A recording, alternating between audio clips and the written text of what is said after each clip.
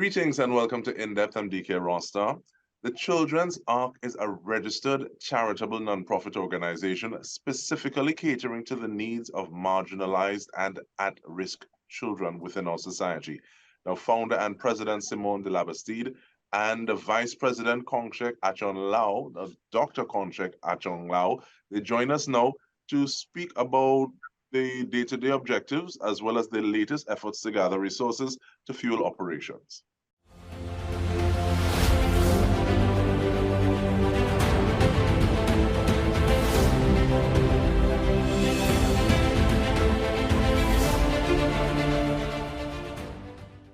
Thank you so much for joining us. And let's start off with an overview, please, Madam President. The Children's Ark. Thank you very much for having us. Very much appreciated. The Children's Ark was born, I would say, in October 2013. And actually next month we will be 10 years old. We are a board of committed, we are doctors, lawyers, judges, former Chief Justice, business people, lay people. We have no staff. We do everything ourselves.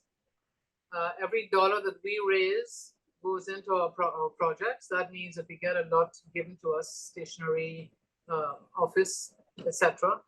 So we have no overheads whatsoever. And I've been doing charity work like that, philanthropic work like that for about 24 years now. And it's a tremendous way to run an organization if you know what you're doing. We tend to do projects that are outside of the box, not your average, perhaps, or everyday sort of projects. I'll just give a brief example. We did an 8-month sports clinic at the Beedham in partnership with the Darenganga Foundation. The IATF, the Interagency Task Force, and Wayne Jordan from their school on the Beedham. All the professional coaches were there, and I think we had about 300 to 400 children under the age of 12 or 15 that partook in this thing for 8 months. And it is my understanding that some of those children have gone on to, not as a career, obviously, but to try and take it a little further. Another project that we are very proud of is when we partnered with the prison service and the Port of Spain men's prison on Frederick Street. We demolished 14 colonial death row cells. And ironically, the inmates themselves demolished those cells. And this was done in partnership with the prison service and Debbie Jacobs Wishing for Wings. The objective was to construct within those 14 spaces where cells were, a state-of-the-art library with children reading to their fathers and fathers reading to their children. That was such a unique, unusual project. And I understand that it's doing exceptionally well. His Excellency, the President at the time, Anthony Carmona, he opened the facility. And there's a tiny little story I would like to mention about that, which is very relevant. And I heard it myself when His Excellency was speaking to 3 of the inmates who were there. One of them had said to him, Your Excellency, I want to thank you for putting me in prison. He was a bit taken aback at that. He said to him that I have learned a trade, I have reformed, I'm not the person I used to be. If you hadn't done that to me, I may not even be alive today. And His Excellency was quite taken aback and well, I don't know if you're pleased to hear that. I mean, you put someone in prison, but so that project is doing exceptionally well. Another one we have done, we gave the Goodwill Industries a 32-seater bus because the young students who were taking the public transport system to their vocational school at Goodwill every day were often abused. So we donated a 32-seater bus. We built a small, modest 3-bedroom home in Central for a family with 5 children. but had absolutely nothing at all. Another one that we have done, the recent one that we have done really, is a relocation. Even before you get into that recent one that you've done, let us bring Dr. Achong Low into the conversation. And I want to ask about some of those objectives of the Children's Arc, Dr. Achong Low. And I ask that because we're hearing some of these projects that are out of the box. You don't necessarily hear other organizations attempting to do things that are so different and so varied. But with that in mind, what are some of those guiding objectives that drives or fuels the work of the Children's Arc, Dr. Achong Low? Well, you know, Mr. Rosna, you know, the future of our society, of the world, it goes to children. And you know, if you can, and that's a very, very important um, time in their life where you put all the dreams, ambitions, the goals, etc., into the children. And I mean, I know it, I've seen it into children in the first 7 years of their life. You know, it's very, very, very crucial and formative time. And when you have children who are marginalized, you know,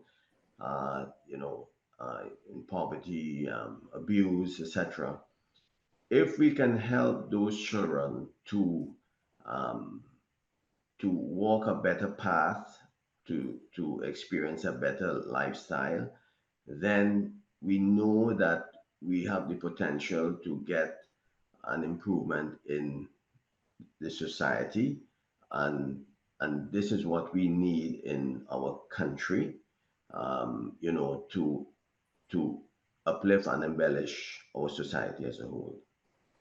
So we have been able to accomplish in some of the projects we have done. We have been able to accomplish these things, and we feel really pleased and gratified in terms of being able to achieve that.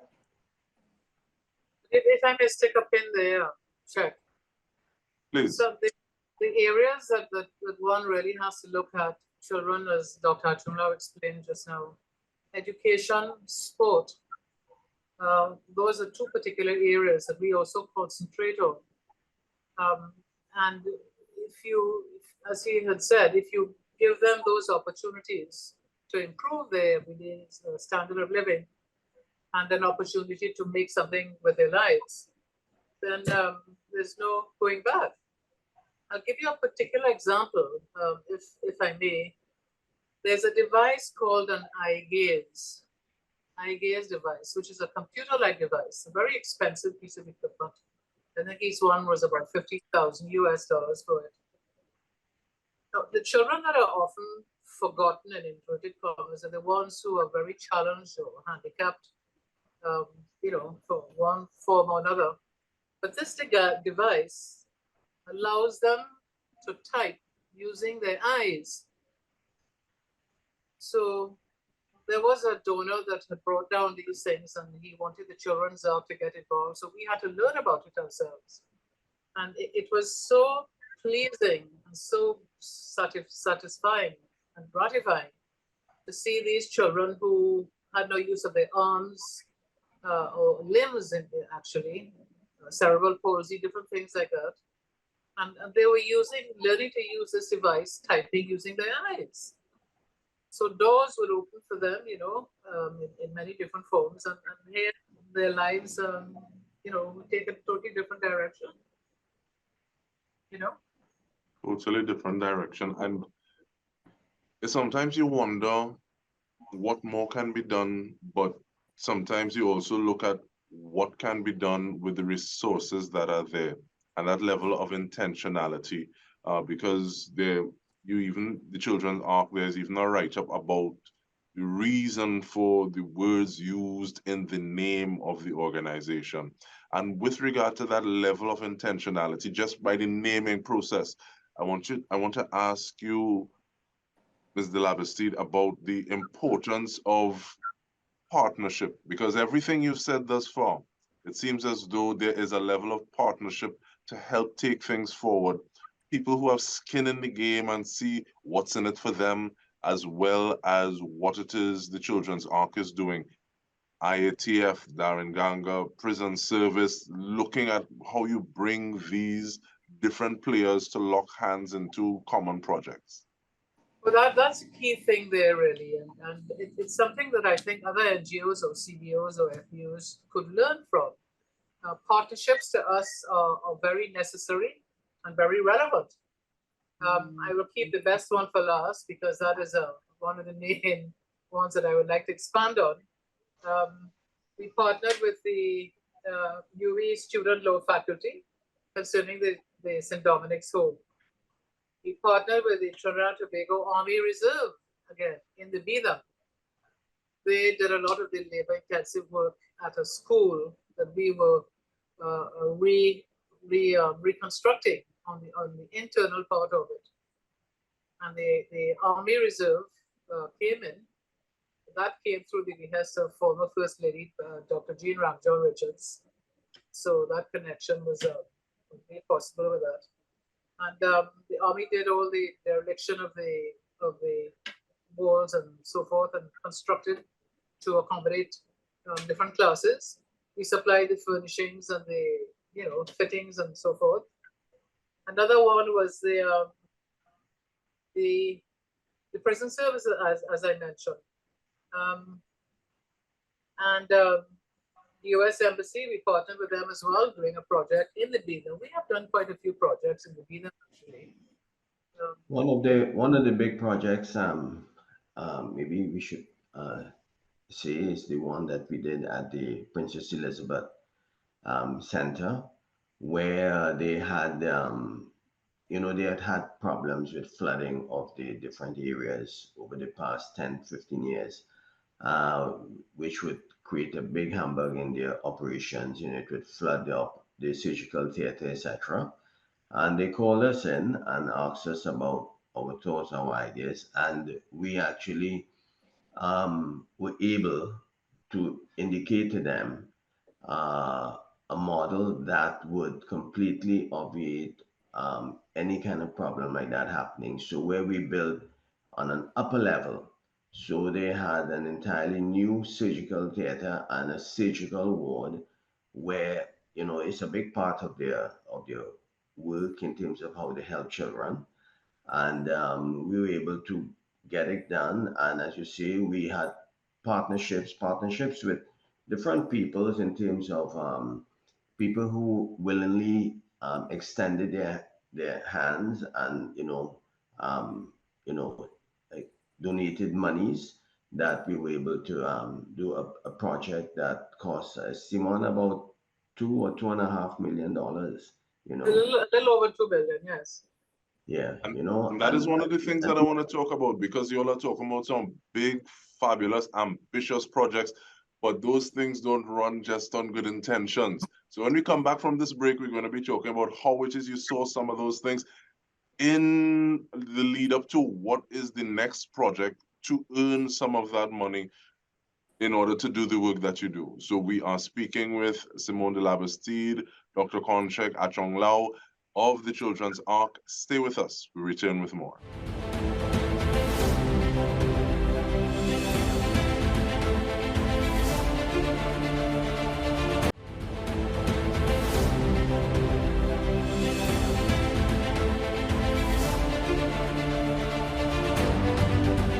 Thank you for staying with us. We are speaking with the President and Vice President of the Children's Ark, namely Simone de la Bastide and Dr. Konshiek Achong Low. And there is one project, one big partnership that you said you were going to talk about, Ms. de la Bastide. So I want you to talk about that, but we also want to get into the meat of the matter and what is happening on the 6th of September, please. Well, this project ironically leads into that. A couple of years ago, I think about 4 years ago, we took on a project that in all my 24 years of doing philanthropic work, this is still very dear to my heart. It's a never-ending project, really. And this was an awareness and prevention anti-child trafficking campaign that the Children's Ark spearheaded. They invited the counter-trafficking unit from the from the Ministry of National Security. Under that umbrella, we invited the Victims and Witness Support Unit under the umbrella of the Trinidad and Tobago Police Service to partner with us. That was a tremendous partnership. They brought to the table all the expertise and the knowledge. We spearheaded the campaign for 6 months. It was the cost actually in total was in the vicinity of a little over 2 million. But we hardly put anything out at all because a lot of it was donated to us. A lot of the media houses supported us. All of the material, the billboards, the electronic billboards in every port of exit and entry, every public place and space, over 500 schools.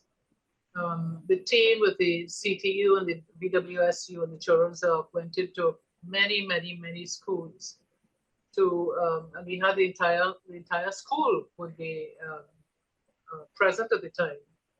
And we had puppets, life-size puppets that the Children's Ark brought down from abroad, acting out scenes as to how and where and why trafficking takes place. And the places that these offenses take place could be in bars or clubs or outside of schools, in neighborhoods, in your parks, anywhere really. And they're dressed like you and I, you know. They're not dressed humbly, or they're dressed like you and I. But the campaign was a tremendous campaign. We got our message out through every form that we possibly could. It was a very exhausting experience and an exercise, but worth every minute of it. We also brought down from Nepal the Mother Teresa of child trafficking. This was Anurada Koirala from Mighty Nepal. She and her colleague Vishwu came down, and we had a large fundraiser. They had sold out at over 500, thank God. All the heads of the Coast Guard and the police and the army, etc., were all there. And Anurada spoke the knowledge and the experience that that lady had. You can hear a pin drop. But our objective was to reach every child, every parent, the entire communities, the general public on a whole. Awareness, to create awareness. And once you have done that, then you create prevention. But it's so complex to go into detail and as to how we did it and so forth. But if I might just say something briefly, what Anurada had left us with. She had this to say: the Children's Ark event was able to bring in all the stakeholders together, government, civil societies, and corporate sectors. Commitment from multi-sectoral entities was vital and significant for the broader solidarity which was achieved. Providing a forum for people representing all spheres of life, bringing them together for the common cause was very commendable. It was an important opportunity to gauge the experience of and the global gravity of human trafficking and the collective efforts being launched against this heinous crime. The Children's Ark 6 months campaign in schools and ports and airports and beaches on trafficking issues was instrumental in saving a large number of children from falling prey to traffickers. I won't go into the rest of it, but at the end of it, she says here, prevention of trafficking is the first initiative which any anti-trafficking organization takes up.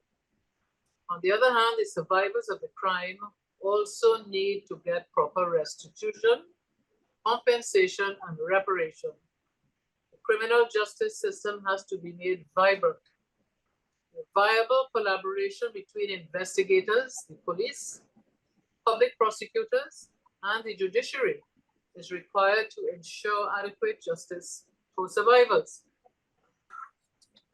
So and with that in mind, though, I want to ask what is, and I'll ask Dr. Achong Low what's happening on the 6th of September? Because sometimes you hear these things and they sound so big, and we wonder, how can we help? So give us part of that answer, please, Dr. Achong Low, with regard to what's happening on the 6th of September. What we're doing on the 6th of September is a movie premiere of The Sound of Freedom, and it's at Movie Town.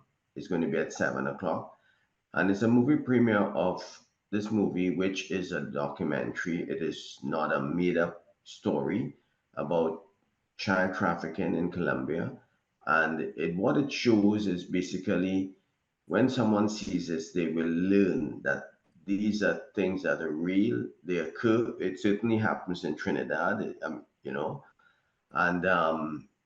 and the prevention of this is going to help pull the society together, pull it back from the brink.